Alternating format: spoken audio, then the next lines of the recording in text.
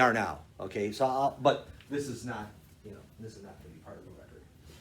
So I'll start off just by saying, hey, Steve Kemp, people. I'm so glad I wore an actual shirt. Yeah. Yeah, you being here shirts, we can go shirts and skins, Oh no, I I just meant that I was gonna be wearing my normal. It's gonna come from the gym, running and suit. I thought a tank top wasn't. Yes, you guys look great. I mean, you guys. It works out a lot, so Yeah, that's he could great. pull off the Personal tank top. trainer. Okay, let's begin. Huh? I can't pull off a tank top. Well, good morning, everyone. So let me start that over again. We don't know if it's going to be morning.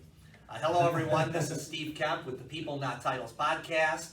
I am so happy to be here today with attorney Sean Byrne, Zach Koran, broker, and Donna Gelmanovich, broker on the Koran Group real estate team. Is that right? That's right, the Zach Koran Group. Awesome, Zach Koran Group. And everyone's contact information will be in the show notes, so that'll be something that people will want to access. But we're excited about having you, number one, because each of you have a great career in your own rights. Sean as a real estate attorney, and you, Zach and Donna, as brokers. But also, we want to kind of dive into the unique relationship you guys have as broker and attorney, and how that really is a value proposition for you, Zach and Donna, that you bring to the marketplace, and Sean, how you support their business in a way that is unique. So I'm really excited about diving into that. But before we do that, I just want to talk a little bit about Zach and Donna, how you got started, and then we'll pivot to Sean, how he got started in law, which is almost 20 years, Sean? 24 almost. 24, okay, so amazing. Wow. So Zach, so when did you first decide, hey, I'm going to become a real estate broker? You know, it's funny. I was in fitness before, and I'd always had it in my mind. You know, real estate had appealed to me, design, architecture, but also I was in a client-based business already. So like just being with people and being of service, I really thought that real estate could be it for me. So that probably started about 10 years ago, and then I got my license 7 years ago. And were you part-time in the beginning? Good question. So I did both for the first 2.5, 3 years. Okay. So I trained people about 40 hours a week, and I did about 20 to 30 hours a week of real estate for the first 3 years. And so would you, someone who's sitting at home going, hey, I want to get my real estate license, would you recommend that they try part-time? Did that work for you? Great question. And I've been asked this before. You know, I personally, from a financial standpoint, I did not have a huge nest egg at the time. Right. So I had to do it, Mm-hmm. right? I had to do it. But, I think if I would have cut that cord a little quicker, meaning that, if I just would have dove in faster. Burn the boats. Without having that easy way in, if that makes sense. Mm-hmm. Or, I wish I would have cut the cord a little quicker. Okay. But financially, it made it easy to do both at the same time for a while. Yeah, and I think sometimes when you have that desperado look, like I need to make this set, Make so it that happen. it took some pressure off you probably, so that you can really focus on your clients' needs and not, kind of the have to make a sale type of mojo. But I know it's a delicate balance. Commission income, you don't sell, you don't eat. There's Right. something motivating about that, right? Absolutely, and I think not keeping our eye so much on the dollar, Mhm. and rather keeping it more on the service helped me anyways establish my business very differently at the beginning, getting more referrals, down the road, and just keeping service, first and foremost always. Yeah. Yeah. And so, Zach, at what point did you say it's time to cut the cord? What was the key moment? I was at this point where it was 2017, and I was at this point where, okay, I've had my license for 3 years. I literally have doubled my business every year. Nice. At the beginning, just year in, year out. And I got to this point where I was just getting a plethora of referrals and a plethora of leads, and I'm like, this is the year. So that was in 2017, and I kind of just the training went down, the real estate went up, and I was able to dive in full time. Wow. And so Yeah. that first year, were you able to thrive right out of the gate? I got I'm grateful and I'm lucky, but yeah, I did. Awesome. Yeah, Good. it was great. I love it. I worked with a lot of buyers that first year. I think it was probably 26 or 27 sales. Wow. Yeah, and it was very good to me. Fantastic. Yeah. And so Donna, You joined Zach's team when? Almost exactly a year ago. Okay, and how's that working for you? I know you have you were in a sales career, right? Yeah. And so what had you sparked for real estate? So I also have been in service-based sales for a really long time. Actually also worked in the health and fitness industry. I'm more on the sales side, and I loved the aspect of building the personal relationships. And I did that for about 10 years and then moved over to like enterprise sales, and I was just absolutely not happy. I did not like working with corporations, and fortunately and unfortunately, I guess more fortunately, I was laid off in a restructure and really trying to figure out my next move, and Zach told me that I should get into real estate. He's like, you'd love it, you'd be great at it. I mean, he's known me for 15 years or so, Yeah. so he definitely knows what my strengths are, and I figured, you know what, I've got time right now, I may as well go for it, and yeah, it's been truly something that I've actually enjoyed doing and not doing for the money. That's great. And so what is the dynamic between you two, like in terms of how you serve your clients? Is it each one grabs their own client? Is it there's a certain role that Donna plays as a part of the Koran Group? How does that work? Yeah, great question. So, It's pretty unique. yeah, I'm the leader. No, just kidding. Well, I mean, he's Dictatorship. No, just kidding. He's not kidding. I actually do consider Donna a partner. That's great. But from a responsibility standpoint, she does help me. As I'm kind of laughing at Sean, I do consider her a business partner, 100%. And that's what I tell people, and I really do. And from a responsibility standpoint, as it relates to her duties, she helps me with quite a bit. Okay. And we co-list listings together. She takes some buy leads from me. We have a Zillow campaign in the city in 60622 that she really heads up most of those buy side leads, because my referrals come in and I basically work those, and then she works the buy leads that come in on the Zillow side, and then any business she has too. So Yeah. Does that make sense? Yeah, it does. Yeah, and one of the great things, when you get a group, right, in this sense, it is you're getting you and you, so it's Right. more than just you, so I think it's a really neat sell in that way, Well, if I could add to that, because Sure. I think they do something very unique between the two of them, and within the Koran Group, is there are not a lot of realty groups that have a sort of dedicated operations person. Somebody that is really managing all of the minutia, not only with the attorney, but with all of the partners. And from title all the way to attorney, all the way to inspector. And I think Zach was, he had a lot of foresight in saying, how am I going to continually grow this? How am I going to continually get better? And, one of the areas that I think a lot of people overlook, and he didn't, was, how do we achieve operational excellence? And one of the things that, I've known Donna for about 15 years, with 10 or 15 years, somewhere in that neighborhood. One of the things that I think she excels at is, they're both very organized, but Donna is a lead in that regard, and is a real go-getter in that sense. And so I think they add another layer of comfort for their clients to know everything is being handled. That's great. Yeah, thanks, Sean. I appreciate that. Thank you.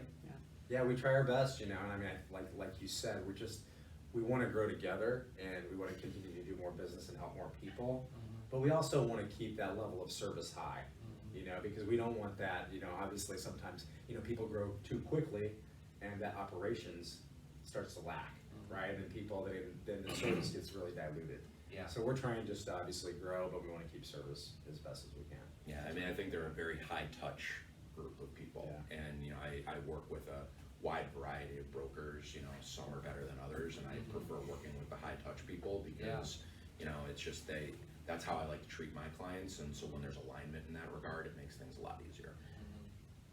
That's great. So Sean, let's talk about how you got started in law, and then what drew you to primarily real estate law. Is that the primary piece of your business, or? It's about 50-60% of our practice. Fantastic. So tell us about your early beginnings. Well, I went to law school. Okay, yeah. So That helps, right? There was that. And you know, I was very fortunate to have some very good jobs out of the gate that gave me a wide variety of experience. I started in commercial real estate, but I also handled all of the litigation for that firm. Then I was recruited by another firm that was more heavy in the litigation, but I still got to do real estate, and they had me working on some employment matters. Did you like litigation? You know, it depends on the day. Okay. Yes, but you know, I'm a problem solver. Okay. You know, I think there are litigators out there that they litigate because they think they're good at fighting or they want to fight. Yeah, they would just argue. I just want to resolve whatever the problem is. Okay. You know, and so I take a different approach to that. And about maybe 6 or 7 years into my practice, I was recruited by a major consulting firm to help with operational stuff, because that was kind of, I developed a reputation in the field for being good with operations and, you know, trying to find different efficiencies, because as a rule, I think attorneys are very inefficient creatures by nature. Yeah. They don't really think about, you know, what are the things they can do to improve their profit margin. They just say, I'll just, you know, raise my hourly rate. Yeah. And, you know, clients, they were already pushing back, especially corporate clients, on, you know, we don't want you to raise your hourly rate, it's already too high. You know, like, what can you be doing to leverage it down to lower cost resources? You know, can you be using automation and other technologies to offset some of the legal spend that we're giving your firm? And, you know, I was often tasked with that, and so I was hired by, you know, a major consultancy to do litigation consulting. And for the next 15 years, you know, I had a law practice on the side where I would, you know, handle closings and small matters for people, but my main focus was on that operational stuff. And during that time, I got a project management certification, and I got a Six Sigma Green Belt, which has to do with operational waste reduction and efficiency, which is one of the things that I like about you guys, because, you know, one of your core management people has a Six Sigma background as well. Yeah. So he and I have had long conversations, and he's implemented a lot of my ideas, and he has plenty of his own that I've never even thought of, and, you know, that makes you guys a pleasure to work with. Thank you. You know, I eventually got pulled back into full-time law as a general counsel, working for an IT consulting firm that focused on the legal vertical. And then from there, I was asked to run the software division of a large electronic discovery legal technology provider. And then I became general counsel of an AI software provider. And so, you know, I kept getting deeper and deeper and deeper dives into what can lawyers do to supplement their abilities to enhance them in ways that are value added to the client. Eventually, I had enough of a foundation that I thought I could really start a very unique legal practice that was very process oriented and technology enabled. And we've been going for about 7 years now. Fantastic. And growing every year. So, and it's one thing to have all those skills, but it's another thing to kind of launch off into an entrepreneurial venture where you are now having to get out there and bring business in. And how did you balance that? That's a good question. Yeah. At first, it was, you know, the way I balanced it was long hours and a very understanding family. And, you know, it's eventually I learned what were the pain points. You know, let's just focus on the real estate part of it for a moment. Sure. I mean, I could spend, you know, this entire podcast telling you how you balance it in litigation, how you balance it in employment or bankruptcy or other areas. But, you know, just as it relates to litigation, you know, I took a look at, you know, what were all the questions that needed to be asked throughout a transaction? What were all the tasks? What were the handoffs for those tasks? You know, where could we shorten the handoff time, or keep it with one resource as opposed to handing it off to multiple people? Where were there opportunities to automate a step so that you reduced or eliminated human interaction and the potential for human error? And as a result, you know, what started out as a relatively ad hoc process as we were learning slowly got codified into a process, and then we eventually got to the level where all of our brokers now have their own workflows. So we can have very thoughtful conversations with our brokers to say, what is it that you want us to handle? Some brokers really want to be involved in the attorney review phase. Others want nothing to do with it. And so knowing, where our brokers' desires are and where their strengths and weaknesses are allows us to be a better partner. And it also allows us to make it, sort of a road, almost a factory or manufacturing line type of process where there's not a ton of thought that needs to go into a lot of the very basic blocking and tackling steps. And it leaves us more time to give more value-added legal advice, especially if you run into bumps in the road, which, although none of us want them to happen in real estate transactions, they happen all the time, especially in a market like this. Totally. Okay, so when did you guys, so I want to pivot to, that's great, I love it, and there's a part of getting the word out, because you can have all the process, you can be the best, right? But if you got no business, you're the best at doing nothing, right? So you guys started doing business together, right? And so, when was the first transaction that you guys did together? That was I'm gonna jump in here really quick Yeah. because I've known Sean as a friend for a long time, and he's occasionally whenever I had questions that might utilize his legal expertise, he was very very kind and generous with that. And when I told him I was going into real estate, I gave him my word that my first deal, he was gonna be my attorney on it. Wow, And that's great. I stood by that, and even though I worked on several things, like kind of more like as a secondary or an assistant type of fashion for Zach for some other ones, once I finally had my own first clients that I was working with and taking through to closing, I got Sean on board. It was a crazy smooth, like start to finish transaction that I was just waiting, something's Something's gonna pop happen. out, there's a something- movie man yeah, in the bushes. Yeah, because Yeah. at this point I wasn't green anymore. I've gone through quite a lot with Zach where I've seen some stuff and things weren't always smooth and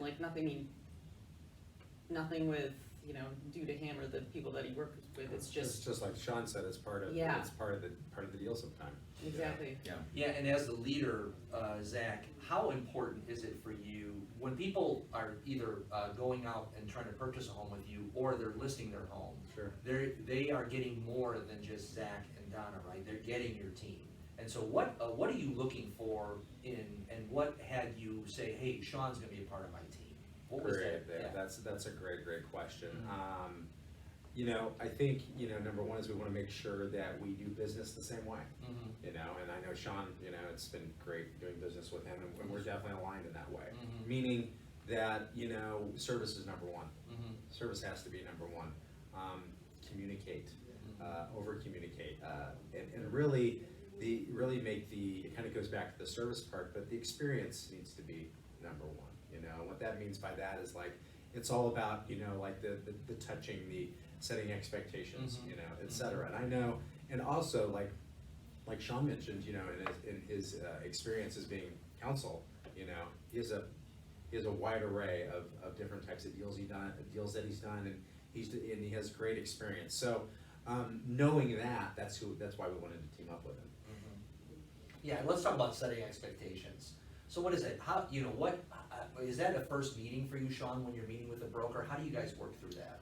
Well, I want to hear, I'm a big fan. I learned early in the business world, I took a Franklin Covey sales leadership course, and they talked about this concept of red, yellow, and green lights.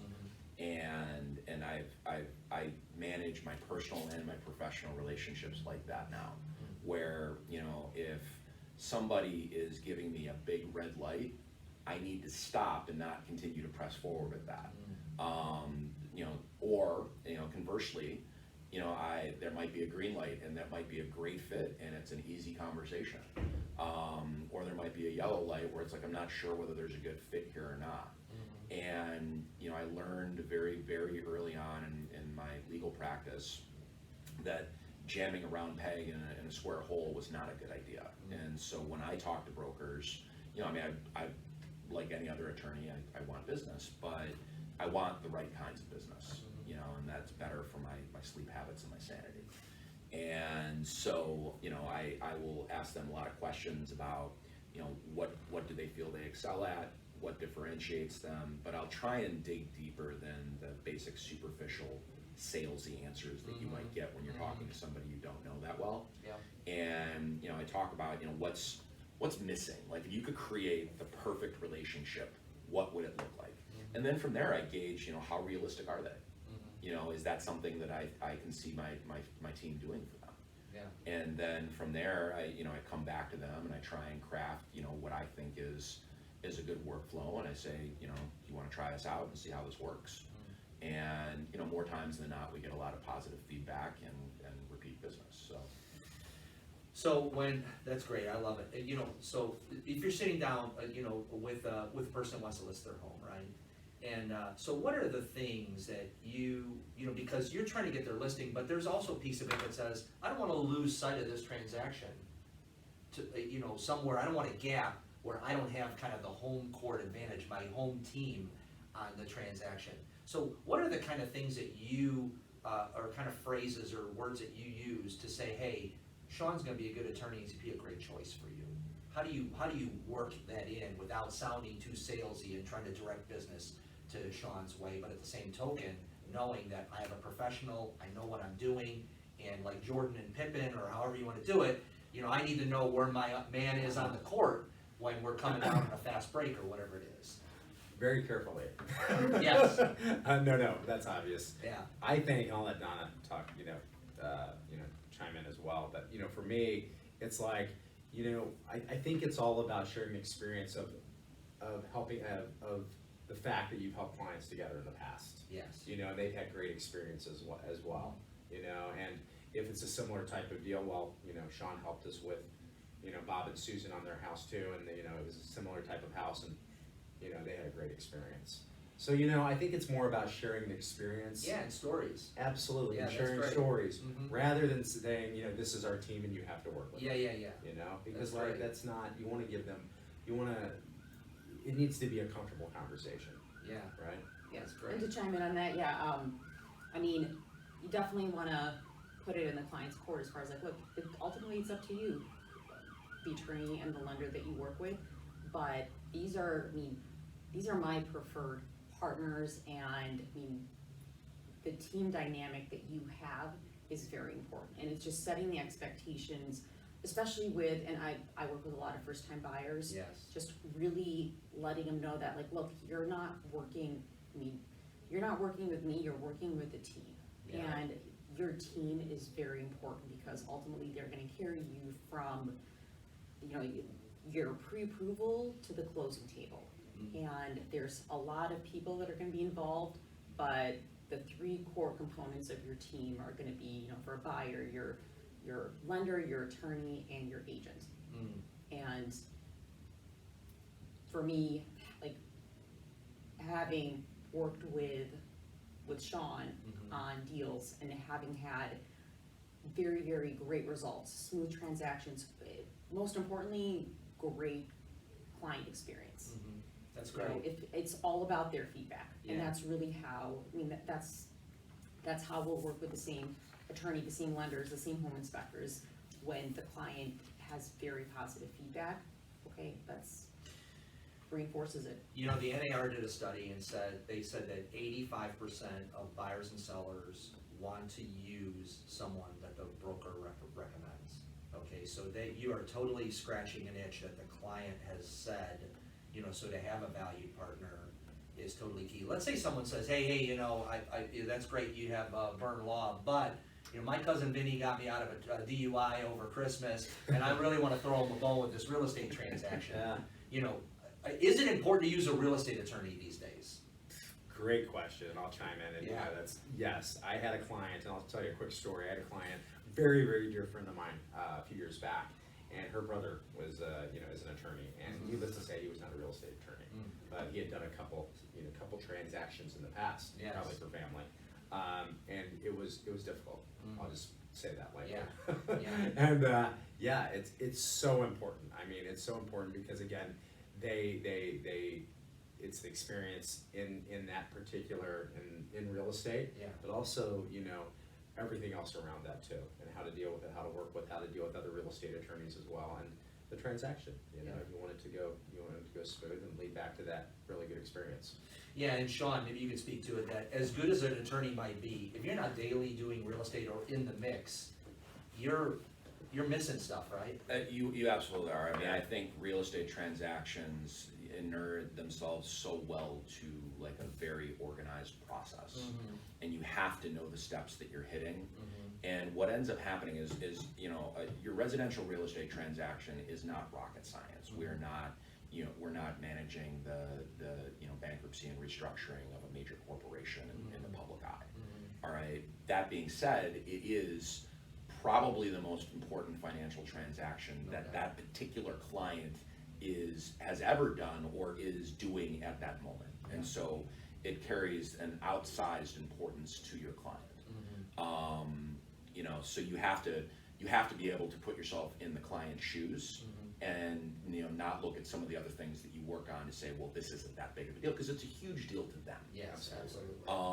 You need a deal-making attorney as opposed to a combative one that wants to win every deal point. Yeah.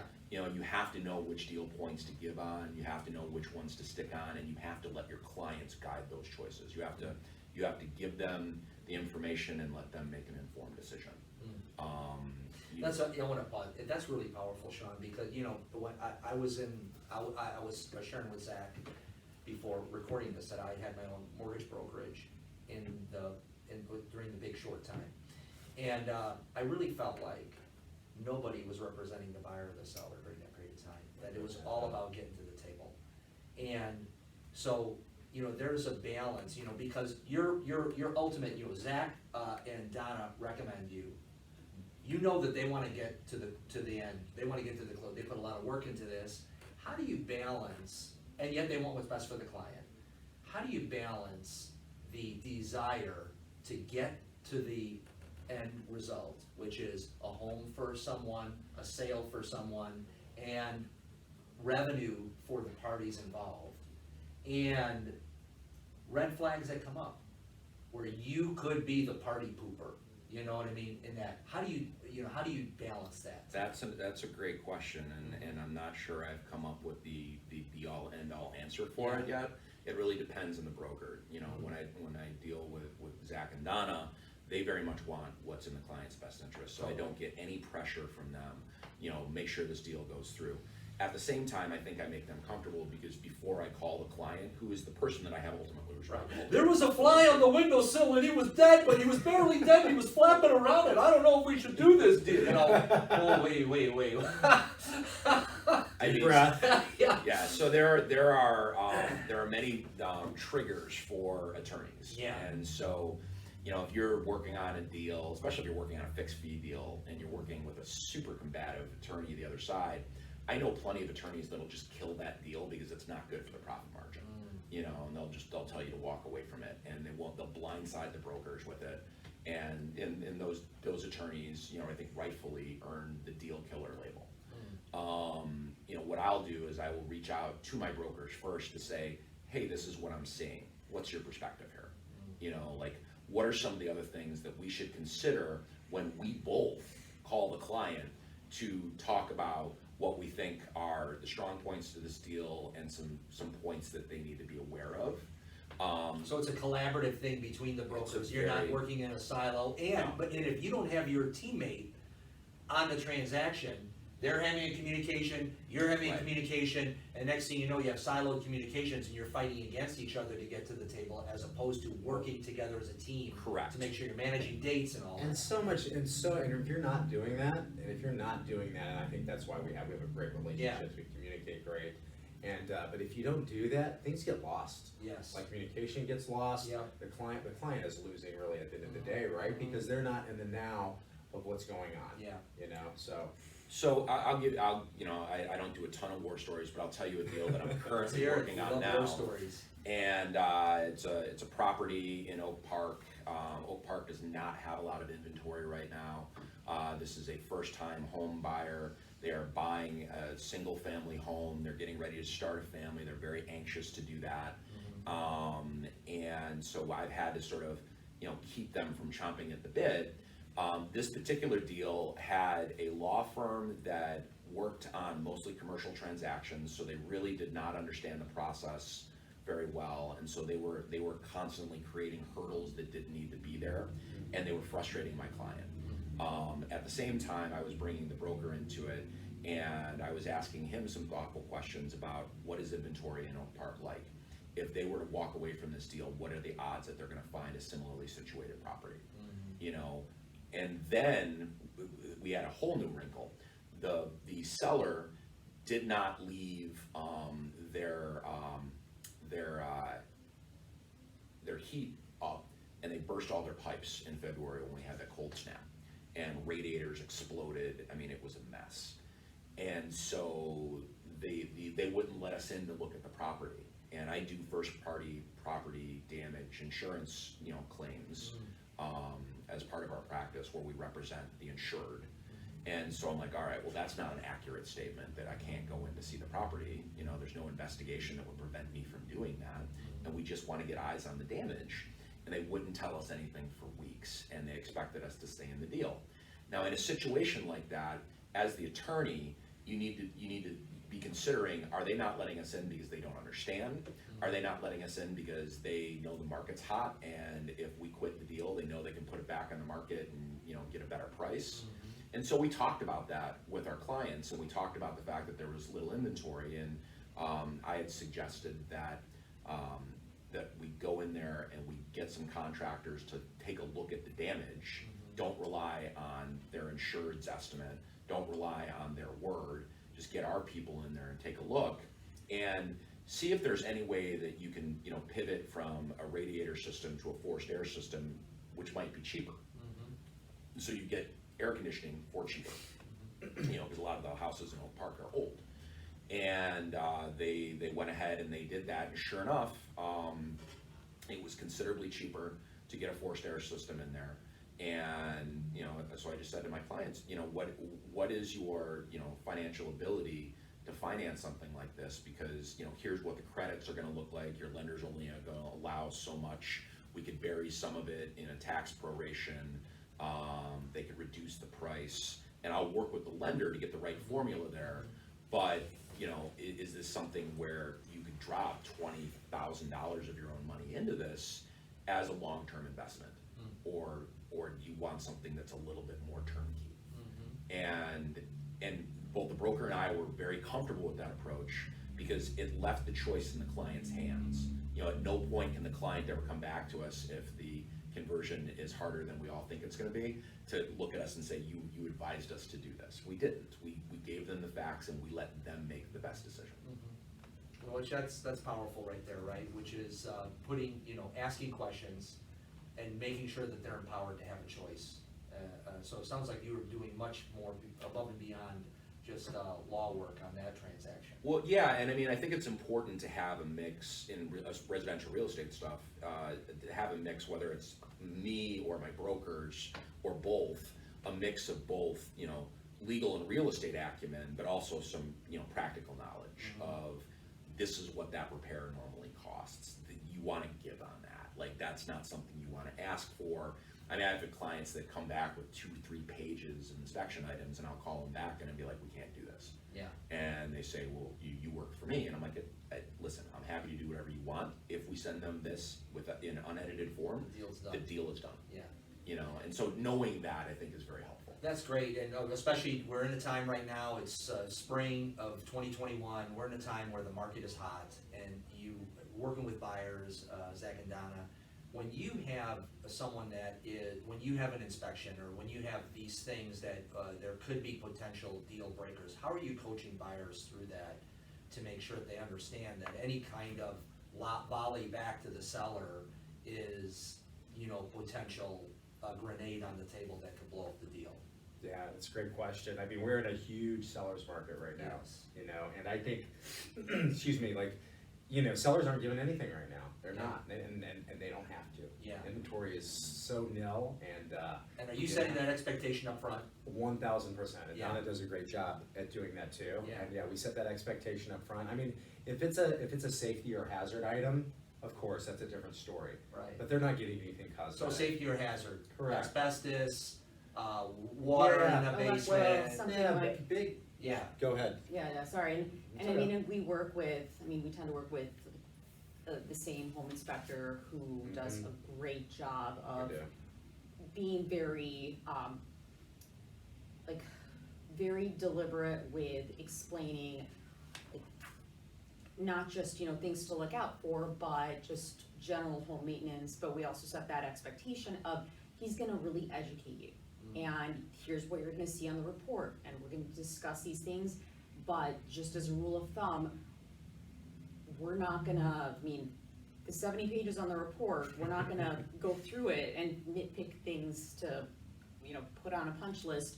We're going to look at any of the big items that might be related to, like, bad plumbing or electric, or something that, like, the wood in the porch is rotting, where, your foot might fall through. So things that are pretty significant, that's something that we can talk about. Well, rule of thumb used to be, and it's a little different now due to the market, but rule of thumb was, you don't ask for anything less than $500.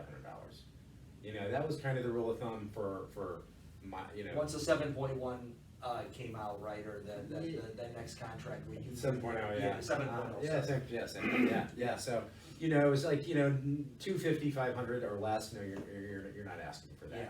But the reality of it is, like Donna was saying, our inspector helps educate everybody, and he also helps helps set the expectation for the client too. It's like, Yeah. listen, you can try asking for this, but it's not gonna happen, Right. And at the end of the day, it's our job and Sean's job too.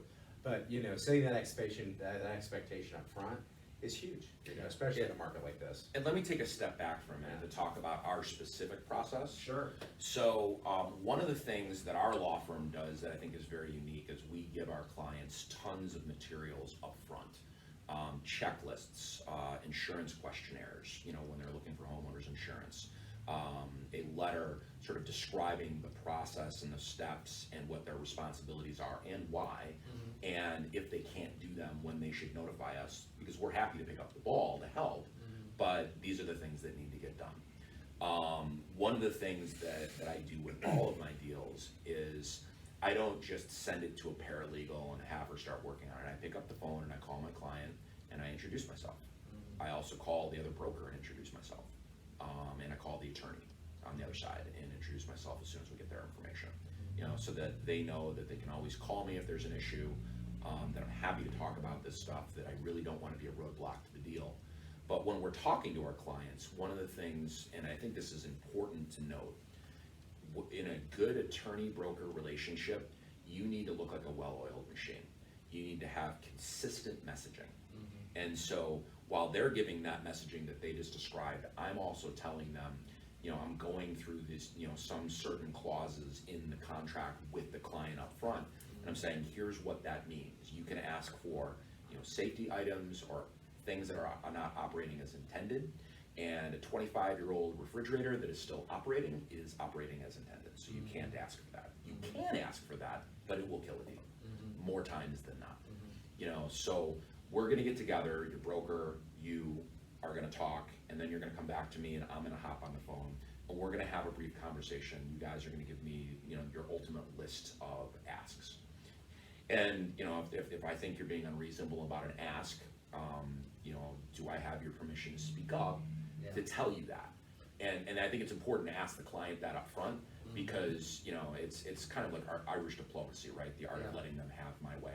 Right. Well, yeah, all while you're making your asks, right, there's new offers coming in over the email, so that's what you have to be thinking of. Back up. And they're looking at those going, Especially whoa, in this market. Yeah. We don't have to give on that. Yeah, You know, it's like- exactly. And right. yes, tightening a handrail is certainly a safety concern. It's also a 15-minute job for a handyman. Yeah, and not only, just to be clear, not only do they not have to give, but they could just kill the deal by saying, that becomes a counteroffer, right? Well, it depends on how you frame the letter. Okay, how you frame the letter, but generally Right. speaking, it could be construed as a counter offer where now all of a sudden it's like, no, thank you, but this one here is this. Well, that's a good point too, and working with Sean, Yeah. he knows how to frame it up so that does not happen. There you go. Right. Yeah, Now- so that's a key. Now, as a practical matter, they can still kill the deal for almost any reason in attorney Yeah. review.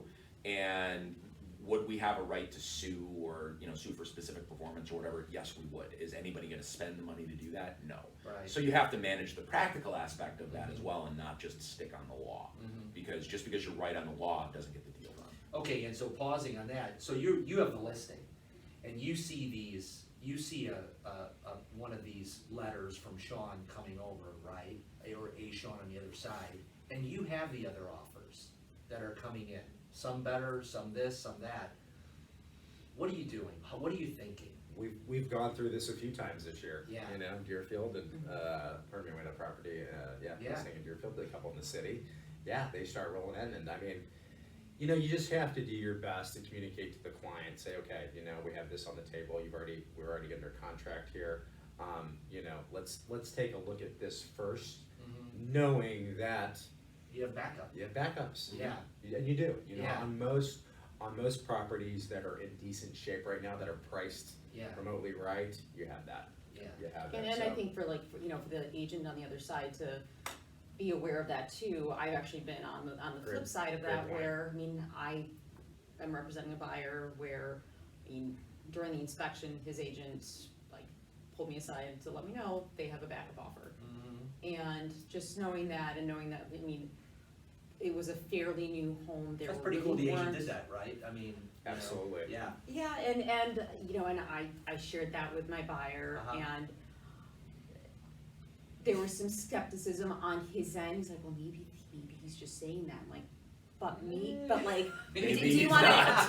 Yeah. That's so But, funny. but is that a risk you want to take? Yeah, no. Especially since there's really not It's- there's really nothing to ask for except for maybe a couple of small. And things. setting the market expectation has been such a big deal for us, like this year, is Yeah. like setting that expectation up front. yeah. Saying, you're gonna have to step up. If you wanna buy this year and get those low rent interest rates, Yeah. you're gonna have to step up and, What does stepping up mean? It'd be Approval letter in place, Good question. all these different Yeah, things. well, that especially, those are the small That's things. to get to the dance, Let's yeah. just get to the Yeah. dance, but you're gonna have to pay more. Yeah. Yeah, you're gonna have to pay more, anywhere from, it just depends on where you're at, but anywhere from 3 to 5%, And- so. And not only that, but I think one way that you can communicate that to the clients, and there are a couple points I want to make about these two, Yeah. is that they don't put me in an uncomfortable position of saying we got a better offer, let's find a way to kill this deal. All right, if somebody does It's a deal, happening all the time. it does, and I think it's a Right. lack of integrity, Yeah. and they don't have a lack of integrity. They, if they set a deal, that's their bond, That's awesome. and You try to work in good faith to get they it, do. to get it done. Absolutely. Yeah, and that's kind of what I chatted, it's kind of what I mentioned before, is like, Yeah. listen, we have this here right now. Yeah. And I've had Donna and I just had clients, literally wanting to, saying, to us, like, hey, how can we're not even on the market yet, and we've sold this off market, we're gonna get more money on the market. Let's figure out a way to kill this.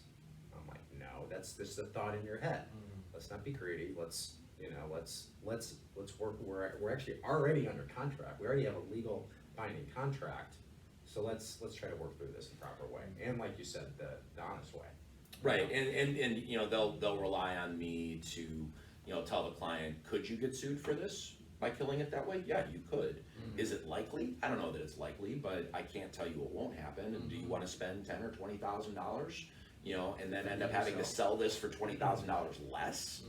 And so I think that's important. But the other thing is, again, we go back to practical, right?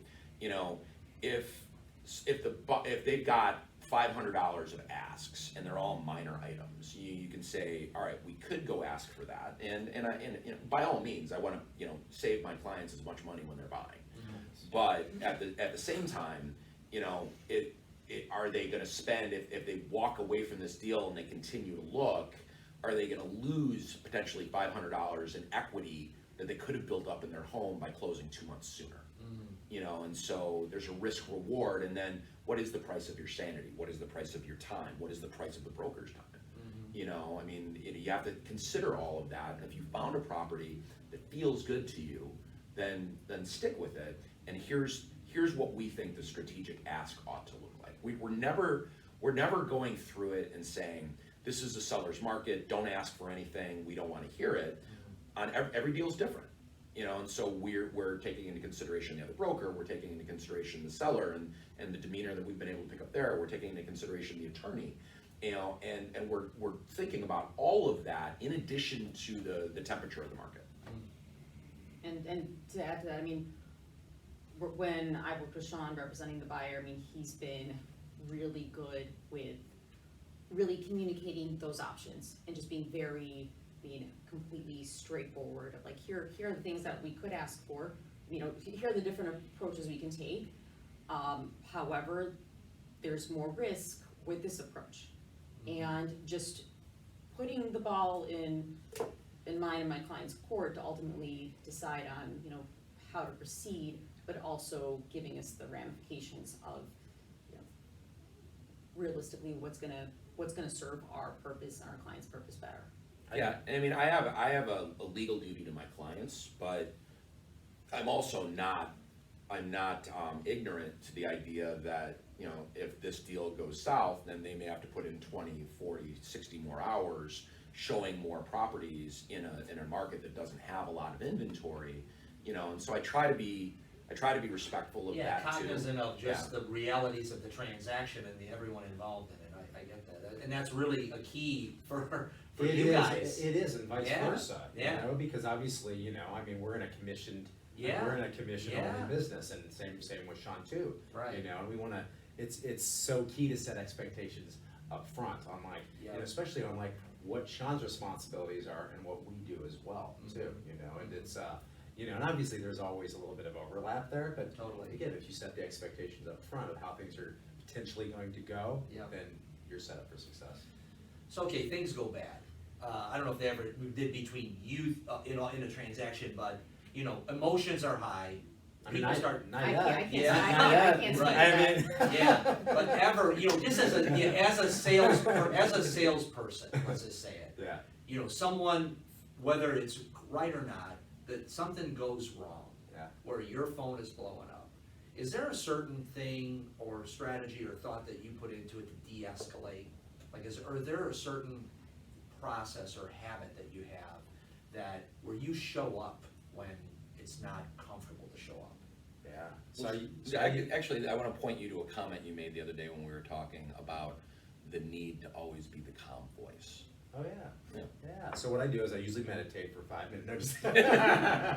So I do some breathing At the start of exercises. every hour. I do some breathing Yeah. exercises Yeah. 8 to 10 times a day. But there is some truth to that. But Sean and I were talking, and you know, whether, like Sean said earlier, it's a big deal for these clients, buyers, sellers, you know, combined, you know, investors. It's a huge deal, no matter what price point it is. I mean, that's out the window. Yeah. So, you know, and it's gonna be stressful. You know, whether we think it is or whether it's not, it probably is for them. So like, I do my best to put myself in their shoes always. You know, even if they're wearing it, even if they're walking down the street just smiling, it's still stressful. Yeah. You know, so like, and things get a little hairy at times, like you said. So I always try to be the calm voice. You know, I'll get a huge text message, and then, you know, you just pause a little bit, and then you say, okay, this is a big deal for them. Okay, let me maybe talk to Sean about it. Let me maybe talk to Donna about it, and then we respond. Right. But again, always be of service. Yeah, You just be know? available and Be accessible. available. Right, you go dark for a long period of time and nothing goes away. Right, that's for sure. Great point. Yeah. There's nothing wrong with going dark for 15 minutes to an hour while you get a hold of the rest of your team Yes, to come back absolutely. with a holistic, cohesive response. Yeah. Great point. The problem is when people go dark for a day or 2 days. Yes. And then the clients get freaked out. Yeah. You know, we don't do it, but Right. I've seen it happen.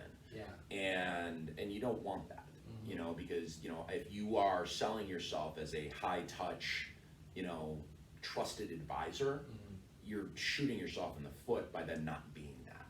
you know, and then as you lose credibility with the client, the relationship becomes more tenuous, not only for that transaction, but, you know, I mean, for referrals down the road, if they're gonna use you again. So if you sell yourself as that trusted advisor, that's who you need to be, you know, and trust is something that you earn.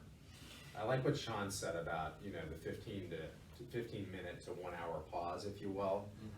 And that's so true, because, and also, like, you know, you can still be a high touch trusted advisor and not answer phone calls at 10 o'clock at night. Absolutely. Right, and I think, you know, for somebody like me that, and I think for Donna too, we like being super over communicative with our clients, but also, like, if I'm sending a text back right away from a response, or maybe a stressful response, or a stressful text, if I'm reacting to that right away, it's usually not exactly. Yeah. It's usually not aligning for a best response for them. So, like, even pausing for 5 minutes sometimes just to take a breath, just read it and maybe think about it for a second. Because there was a time when I first started when I needed to respond. Oh to everybody no, I didn't. right away. Okay, no, I gotta pull the car over. I gotta do this. Wait, you're saying that to me?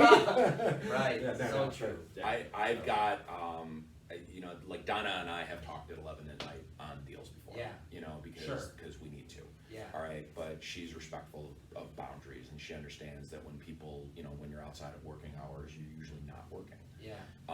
But I understand the business that we're in, and I understand that sometimes clients, you know, ask frantic questions at late hours and stuff like that, and so I don't mind picking up. It's when the brokers, you know, really have no respect for boundaries that I have an issue. And I remember one time I was in line with my stepdaughter when I was married at the Haunted Mansion at Walt Disney World, and, you know, I'm a big horror fan. She was a budding horror fan. And if you've ever been in line at the Haunted Mansion, the line itself is an attraction. Yeah. You know, there's so much to pay attention to there. Yeah. You want to be in the moment. You want to be in the moment, and I wanted to be in the moment with my kid. Yeah. And this broker was blowing up my phone, and I'm just like, you know, hey, listen, with my kid right now, and he was blowing it up, and I finally called him back, and he just had like a random question that was a detail that frankly he should have been tracking on his own. Yeah. And that, I don't know, I no longer work with that person, but for that reason and many others, but that person wouldn't get me to pick up at 11 o'clock, you know, and so you have to have partners that are respectful. Yeah, respectful, and you know, what I just having this partnership of broker and attorney, you know, when you let one of the key people in your transaction get away from you, and something goes wrong, even if you have nothing to do with it, it's hard not to walk away with some mud splattered on your suit as well, right? I mean, it's just what happens during that transaction. So controlling that piece of it with a good value partner for a reason, I think, is a professional duty. It's not just like option. It's almost a professional duty to make sure that you are delivering the experience that you want your client to have. Well, the three of us are always considering the lifetime value of the client, right? So, you know, as an attorney, if you're doing a buy, you're not retiring anytime soon on a $600 transaction. But it's a gateway drug into other work that you can do for them, whether it's estates and trusts or property tax appeals that repeat every single year. You know, where you're building an ever-growing revenue source with that practice, or they come to you with employment issues, or they have a personal injury case, or, you know, whatever. And so, you know, I'm very thoughtful of how all of my actions are going to reflect on them. And so is my staff, and I'm so lucky, and I would be remiss if I didn't mention my staff, because they make me look so much better than I am. You know, but we're all very thoughtful about the fact that, you know, we're privileged to have our referral sources, and we want to make them look good because they put their name out there for us. You know, and so we want to live up to that, and they do the same for us. You know, so I see this traveling behind you there. You know, we have things like, you know, so we have certain mantras or statements Land Trust does, like we have your back, or it's an honor to serve you, or we're customer obsessed. You know, so when we get someone that calls and complains, you know, and that happens every now and then, right? You do thousands of transactions, and sometimes you let someone down. And but I think the first thing to go to is, okay, listen, that is not the standard. You know, so I wanna apologize for us not, so if we fell short of the standard, this is the standard, I acknowledge there's a gap, and then rebuild and say, listen, allow me to finish strong here, what can we do to get back to that? So, it's not that to make it never happen, but it's to let them know that if I fell short, it wasn't intentional, it's not the way we operate, and give me a chance to make up for it, so hopefully you have, reasonable clients that'll allow you to win them back over. Well, and I'll say for the purposes of the audience that Mhm. what you just said about land trust is absolutely true, and that is your mantra, and you guys live it, and I appreciate that, and that's why you get so much of our business. But I think it was Muhammad Ali that said, it's not the best fighters aren't the ones that never get knocked down. It's about how fast you get up off the mat. Yeah, that's great. And he said float like a butterfly, sting like a bee as well. he said a lot of things, but Yeah. and he's like the Yogi Berra of Yeah. boxing. But I think that's important, right? And one of the things that I think Land Trust particularly excels at, it's like one of my pet peeves when I'm dealing with people are people that won't take responsibility for their part in a miscommunication or their part in a problem or an argument. And you guys have always, thankfully I don't have a lot of hiccups with you because your team is so good, but they happen, they have happened. And I think everybody, what's important is there's a clear line of communication where I know, when and how to escalate if I need to. And I know how to get a hold of pretty much everybody here, and I know what everybody's roles are, and it's an ever-growing company, so that's getting harder to figure out, but we have cheat sheets at our firm. Good. And and it's great because I never have to worry about if there's something that's beyond my knowledge base. There's somebody here that knows something, and that's an incredibly important piece of advice for any attorney practicing in real estate is rely on your title company because they have people that have been doing this type of law only, exclusively for 20, 30, 40 years. Fran is a national treasure on your team. Yes, absolutely. And so it's really helpful to be able to bounce that off of another attorney. That's great. To say, how are we going to make this work? How are we going to mitigate risk? Is this a risk I ought to care about? I'm not really sure, and it's okay to admit you're not really sure. Yeah. At the end of the day, Use the the power client of the just team. right. At the end of the day, the client just wants the right answer. They don't care whether you knew it at first or whether you had to go find it. That's great. In having the kids go through this e-learning, right? I love what you just said there, to know where to find it. Because I think what we're learning through this e-learning is a lot of these kids are sitting down, taking these tests and Googling every answer.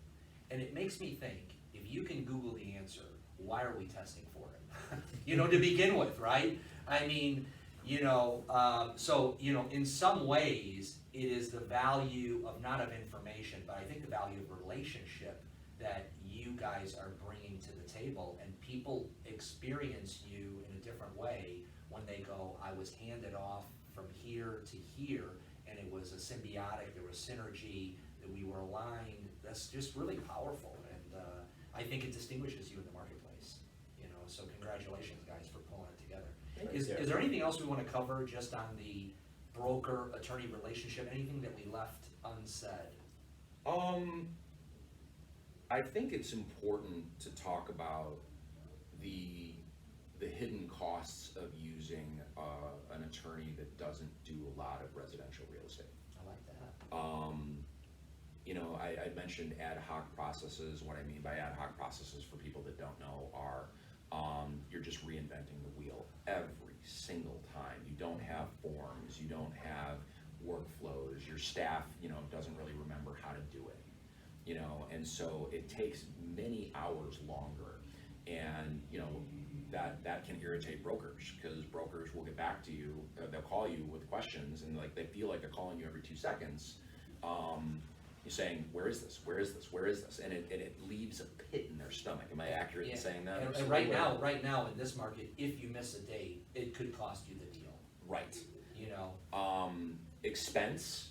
Free is not necessarily free. Yeah. And what I mean by that is there's a cost of missed deadlines. Mm-hmm. You know, if you're a buyer and your lender misses a deadline, and we have multiple touch points built into our process, where we will check in with the lender, and if we're not getting answers from the lender, we will contact the buyer and we'll get your lender in line.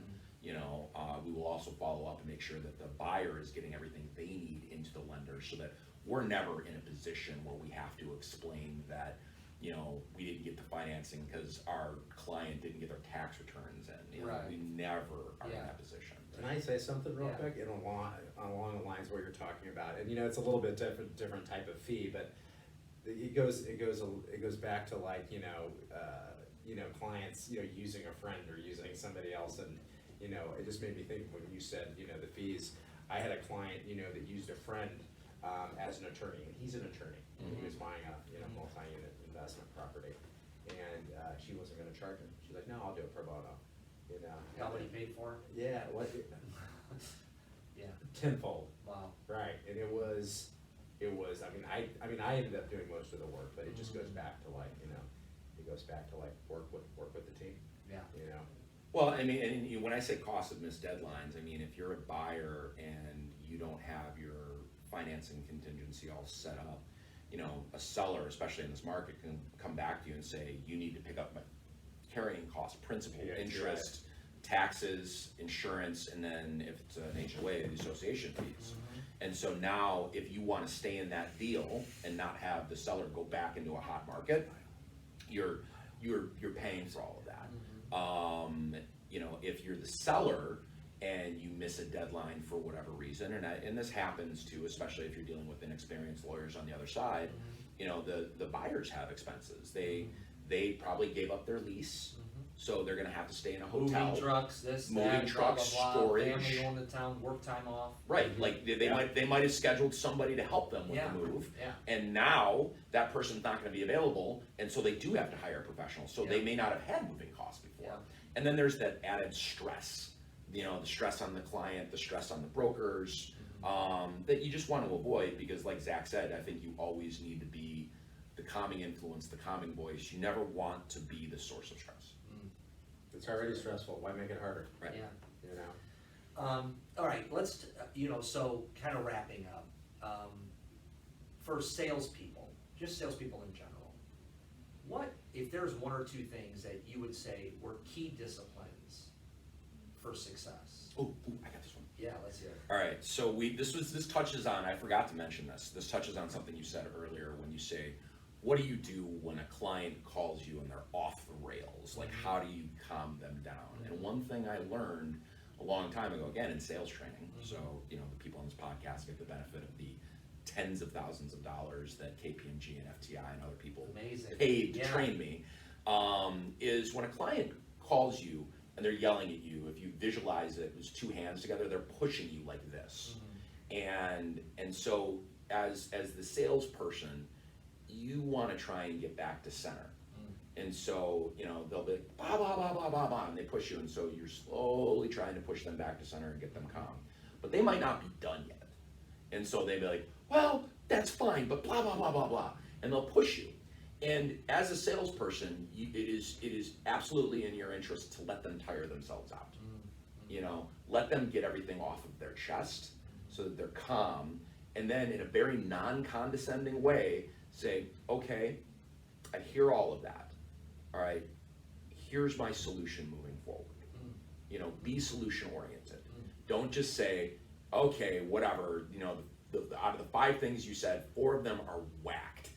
Nobody wants to hear that. They're not gonna respond well to it. So you keep pushing back to center until you no longer get resistance. And you don't try and push the other way. You don't try and, get your way. You wanna do what the client wants you to do, unless what they're trying to do is not in their best interest. And then you have to tell them that. And again, let them make a measured, thoughtful, informed decision. I love it. Zach, how about you? Repeat the question again. Well, so the key question is, what, Sorry. What were the couple of 2, 3 things that Yeah. you did to get things going? You don't have business. Yeah. What are you doing? How are you coaching a young salesperson or new Sure. salesperson? What do you need to do? Absolutely. So, one thing is, and I think, you've got to, people know a lot more people than they think they do, especially in the social media driven world that we live in, people have contacts, even warm contacts. Yeah. Even if you don't know this person across the social media realm, they see what you're doing, especially if you're posting, different things, right? So like I think we have a lot more contacts than we think we do. Okay. This lens becomes very narrow at times. Yeah. Contact everybody, let them know what you're doing, let them know who you are, let them know you can help them. Every person out there can be a client. Every person you come across, I like Ryan Serhant's book, Donna's read it too, but it's every person's your client. You gotta think of every person as your client. That person working out on the treadmill next to you at the gym, that could be your client. Yeah. That person standing in front of you at Starbucks could be your client. That person helping you out at the grocery store. But it's true though. Yeah. And we I love don't and we don't think that, but use that as like a resource. So that's one thing, and organize that. Put it in a Use a database. Be CRM intentional. Yeah. Be intentional, exactly. Yeah. Use a CRM, even if it's 50 or even if it's 100 people, organize it and follow it up. I heard a stat the other day from somewhere, and if you have, I was actually on a webinar with lab coat agents, and if you have a 200 person sphere that you're working really hard, you have more business than you know what to do with. That's And awesome. 200, when you think of 200 people, you're like, Yeah. that's not really that many people. Right. But it is though, if you're working it properly. Yeah. Well, there's a book called Guerrilla Marketing that I challenge everybody to go buy. Yeah, I love it. I actually just bought it for a couple of my brokers in River Forest, and if you guys want it, I will send you. I would love one. All right, I will send out. Get on Amazon. All right, here we go. Now that I opened my Yeah. mouth, I owe you books. But one of the precepts that they talk about in the book, and I'll butcher it a little bit, just for the sake of brevity, but when somebody sees a commercial the first time, they're like, oh, that's nice. And then they see it the 5th time, and they're like, oh, that commercial again. And then they see it the 10th time, Jesus Christ, like this commercial all the time, I just want to watch my show. And the 12th time, they're like, well, maybe there's something to that. If they've got that kind of money in the marketplace, maybe it's a really good product. 15th time, they're like, I could probably use something like that. And the 20th time, you're like, I gotta have it. Yeah. And so there's a balance, I think, especially brokers on social media as an example, where I see brokers start to get into the business, and then their entire feed goes from pictures of their kids to all real estate all the time. Yeah. Use me, use me, use me. Yeah. And that can turn people off. Totally. There's a balance that you need to make, but at the same time, you can't be driven by the people that don't want to see any ads, because that's your business. Yeah. And so you need to take that feedback, I think. And to Sean's point, and I think we both have a very good social media following. I mean, it's taken a while to build it up, but you've got people don't want to see real estate all the time. Right. They don't, and that's because that's not real. Right. It's just not, because Right. we have other lives. I Yeah. mean, Yeah. we have, we like to go to the gym, we like to go to dinner. You do? Not right now. I think August I get a day. That's awesome. Based on my phone calls with you, this is all you're doing all the time. But Yeah. Not right now. Yeah. But it's but no, people want to see what you're doing. And they want to be able to connect with you at that level. And like I said before, they want to get to know you through that, because even if they don't know you, Yeah. they want to kind of say, oh wow, look at, he just went to that really cool restaurant. Yes. I've been thinking about going there. Yeah. Well, and people buy So- for. Oh, I'm sorry. No. People buy for who they like. Yeah. And There's no so, doubt. like trust. my social media feed, it has some legal stuff in it. I want to remind people what I do, because I take it personally when somebody Sure. I know uses a different attorney. Yeah. I don't get mad at them, but I Right. ask myself, what could I have done differently to You let put them it on know yourself, that I do not on this? them. Right. Oh yeah, You know? absolutely. Yeah. And and so I'm like, what could I have done differently to engender trust and let them know that I did this? But I as an aside, I want to give a plug here. I'm involved in a group called Real Estate to the Rescue, and Real Estate to the Rescue is an official 501c3 of the Association of Realtors in Chicago, and they're supported by them, and rescues and they're kind of my passion. Like, I'm a big dog That's person. cool. Yeah. And there's a lot that you can build genuine affinity with clients by letting them know that, you know, I'm all about helping rescues, or I'm all about helping kids, or I'm all about cancer. But it's a natural passion that It's you a natural translate passion. out to Exactly. a holistic business practice. Right, and then people decide, you know, does this person align with me or not? You know, Yeah. do I have things in common with Do I them? hate dogs or do I love dogs? Right. You know what, you know, I'm kidding. No, Yeah. Do you hate dogs? No, I love Why do you dogs. hate You're more of a dogs? cat person. You're a cat person. No, aren't I'm you? a dog person. I'm outta here. That's a great question, yeah. So, that's great, I love it, Sean. So, okay, closing questions here. So, Donna, Cubs, Sox.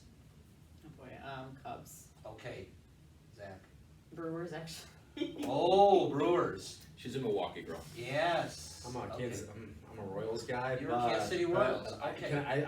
I like the Cubs and the Sox. Is that bad? Okay, no, that isn't bad, that's okay. I Follow the got- middle. I two of already my know best- his answer, all right? My best friend is a Sox fan. Yeah, One of my best friends is a Sox fan, but I go to more Cubs games. I mean, so. okay. So Sean, I don't wanna tell you your answer, but I have a guess in my head already, but who is it? What do you think? I think it's the Sox. You are I was- correct. I was gonna think it was You Sox. are- Yeah, fan, he just actually. seems like a Sox What guy. about you? I'm a Cubs guy. I was born on the north side. Okay. Yeah, I went to Bell School. I don't know if you know where Bell Oh, School yeah. is. Yeah, so Yeah. but I went there. You know, I'm the one who made it. We love selling it, Bell. Right. We love selling it, Oh, no, Bell. Yeah, 3925 Claremont is my Oh, was my yeah. home. Yeah, Of course. yeah. Okay, great. Yeah, no, and I mean, just to clarify that, I was born and raised in Deerfield, so everybody always assumes I'm gonna be a Cubs fan. Yes. And I'm like Zach, like I like the Cubs. Yeah, as you're long not as a they're Cubs not- hater. Yeah. Right, no, if they're Yeah. not playing the Sox, then I'm rooting for the Cubs, because Yeah. they're a Chicago team and Wrigley's fun. Yeah. You know, and I mean that, you know, 2016 was magical, I think, for everybody in Chicago, not just Cubs fans. Well, so were the Aussie Sox. You know, Right. Magical. 05 was that? Like, 05? well, yeah, especially if Yeah. you're a big Journey fan. Yeah. Oh, there You you know, go. Don't but- stop believing. But my mom was raised on Taylor Street, and so she was the one that would bring me to baseball games all the time when I was a kid. And I went to some very impressionable games. I was at the Disco Demolition game, Ooh. you know, as a Steve kid, Powell, Yep. Gary Meyer. watching disco records burn. No kidding. And they canceled the game that night, right? They did. Yeah. You know, and so, you know, it was, you know, my mom, our family had a restaurant on Taylor Street, and, you know, that's the Italian side of my family. great. And it was just very much a Sox fan. Now, when you say I'm like a Sox fan, I take a little bit of offense to that, because we're the guys that are known for, like, you know, running on the field and beating outfielders, which I don't think I do, but we Yeah. do have better food and beer options. No question about it. Sox Park is fantastic for food and beer. Zach, you know, I noticed on your profile that you're part of a leadership organization. Correct. Yeah, why don't you just tell us about that before we wrap up? Sure. I wanted to hit that. Sure. Chicago Leadership Alliance. Okay. And, you know, it's, let's see, I became part of, I got the invite to become part of it about 6 years ago. Okay. And two good friends started it.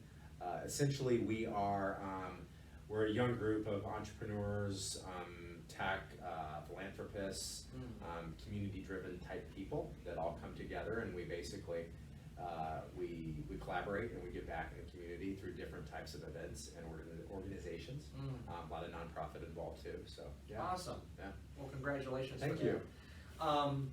So in terms of the group, the Koran Group, are you looking for more agents?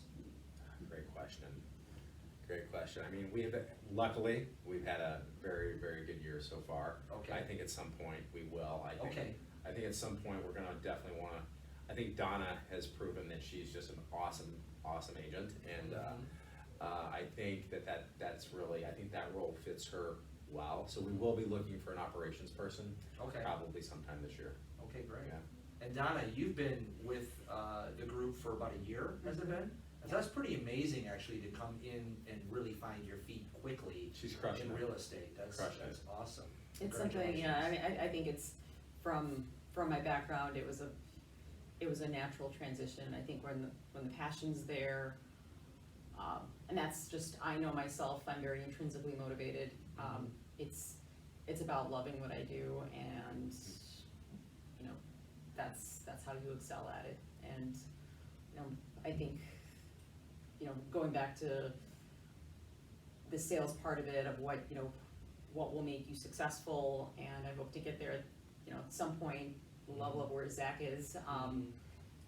it's not really about the money, it's about the relationships and the people, and if you focus on those relationships, the money's gonna follow, Absolutely. but Good for you. it's That's great. it's people first. Let me say this one thing, and I've worked with people in the Yes. past, you know, and other agents, and, even, you know, very, very close. Yeah, And, you know, she has something that separates her from a lot of people too. She has that hustle factor, you know, and yeah, can't Can't teach teach it. it. yeah, You can't teach it. yeah, Can't teach want. Yeah, right. I love it, yeah, Yeah, that's me great, too. congratulations. So let's talk about Byrne Law, before we wrap up. Sean, so what about your law firm? Do you have capacity to work with some more agents right now? Oh, absolutely. Okay. You know, we're constantly looking to add, you know, more team members, and I look at them as partners. And again, we vet them as carefully as they vet us. You know, I realize that attorneys are a little bit more fungible to brokers, so sometimes it's hard to communicate that value proposition. But you know, I've got brokers in the marketplace like these two that are saying nice things to the brokers they're friends with, and you know, we're constantly picking up new people. You know, and the way we've built our business, we scale according to how much work we have, and we have, you know, we have the ability to add part-time resources that are knowledgeable, so that if we need to burst up at any given time, we can. You know, so that the service levels never suffer. And I deliberately built that into the firm, in its DNA from the start, which is why we are so adherent on process, which is why we are so adherent on technology, and why we spend so much money on technology. I would venture to say we probably spend twice as much as your typical small firm. Wow. But it pays itself back in spades, and it allows us to grow responsibly. Yeah, so I, you know, just in closing, I want to say, just congratulations on just a great year for all of you, and just, you know, thank you for being courageous during a time where people were wondering whether the economy's going to come to a full halt or whatever.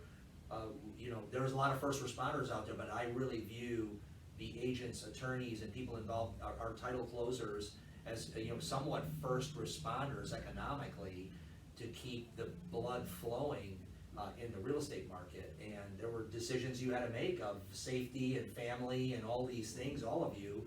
And am I still gonna get out there and help people who wanna sell their home for whatever reasons? They wanna move to closer to a loved one, or they wanna get more space, or, you know, real COVID-related reasons even. You stayed in the game and helped people get through it. So I think it was a big key to giving people hope in the economy. Well, you guys were a helpful partner in that regard as well. Thank in you. terms of, you were one of the first title companies to say only necessary parties. You know, you'll put people in different rooms. You know, if need be, if more people come than you're comfortable with. You were, you know, first on the scene as far as I can tell about like remote notaries and we were. remote closings, but remote closings that made sense. Like, you weren't telling us to like have our clients sit in a parking lot. You know, that made some Yeah, that was a that- real that- silly thing, you know. Yeah, like but, someone tried to get smart, you know, on that one. No, The you drive-by didn't. closings? Yeah, the Yeah. drive-by closings, you know, yeah. You It guys, was like, here's your cheese fries, here's your, Polish sausage. Here's your tray. Yeah. There's a tray on the window. Like And fries for with that deed. and for those of you wondering, that are watching this, why none of us have masks on, we've either all been vaccinated or had COVID, so. Yeah, that's true. Yeah. Exactly. So, well, hey, thank you guys. Thank you. I think this has been a treat. I think if someone sits and takes the time to listen and learn here, there's a treasure trove of information of how to be successful in real estate, how to build a great law practice, and then how to work together as a team to really satisfy customers. So, Well, thanks for your interest in wanting to talk to us, we Yeah, appreciate it. thank you. that's great. Thank you. Okay, so People Not Titles signing off. We'll see you next time. Thank you. Great, guys. Awesome. I thought it was fantastic. So much fun. Wow. Yeah, good job. Yeah, That's way to great. go. Way to go, girl. Thank you so Yeah. much. All right, nice work. All right.